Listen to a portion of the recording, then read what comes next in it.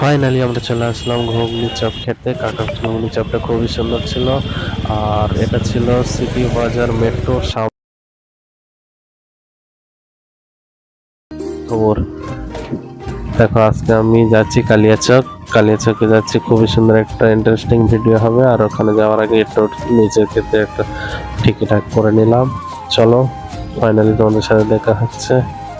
গাড়ির সমস্যা, এই দাদা, দুই দাদা আর আমি যাব।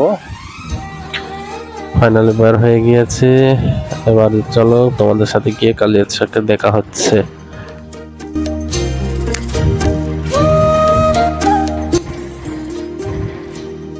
ফাইনালি কালিয়াচকে চলে আসলাম। কালিয়াচকে আসলাম আর চা খাবো না তা হয়, প্রথমে নিয়ে নিলাম মাটির ভাঁড়ের চা। চাটার দাম নিয়েছিল 20 টাকা।